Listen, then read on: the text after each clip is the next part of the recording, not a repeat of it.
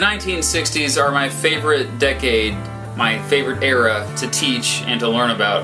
By far, there's so much going on in such a short amount of time. There are important leaders in the world who are reaching their peak during that decade and unfortunately losing their life also way too early during that decade. The civil rights movement in the United States, as well as the cultural shifts that are beginning to take place that carry over to this day. In particular, the Vietnam War, which is my favorite conflict to look at, looking at all the crazy footage we have available, and then the anti-war protests that coincided with that. So the 1960s, it's a fun decade to look at.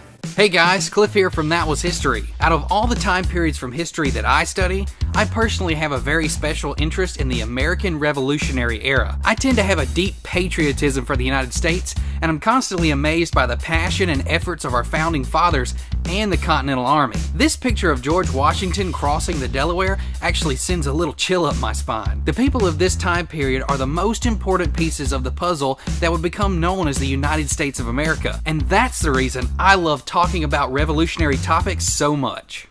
Hello everyone, Rocio here from the Course of History, and today I will be answering the question, what is your favorite era to study? And for me, hands down, it has to be World War II, and the reason for that is because when you're given the opportunity to listen to a Jewish woman tell you her story and her experience in World War II, or when you can attend a lecture given by a Navajo code talker and listen to his story, World War II becomes more than just the dates and the facts. It becomes about an individual and their story and their experience. And so being able to hear their stories has made an impact on me personally, and so that is why World War II is my favorite to study.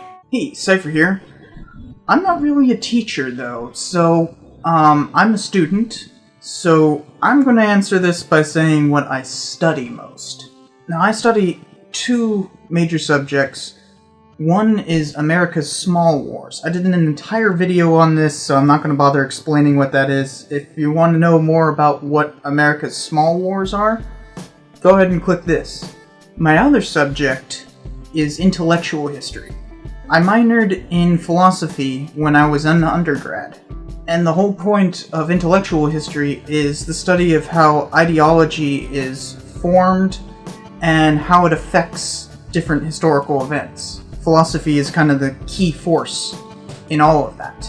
And intellectual history isn't just about how the ivory tower sees everything, but more who came up with what ideas first and how that has changed the public perception of the world. Suffice it to say, it's a pretty broad category, but it has major significance to world history.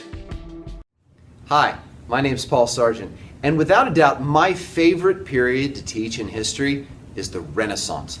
An explosion of ideas, rediscovery of ancient texts, and most of all, Renaissance art.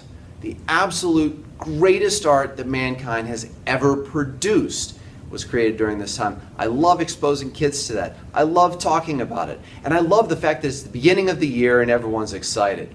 So my answer, the Renaissance.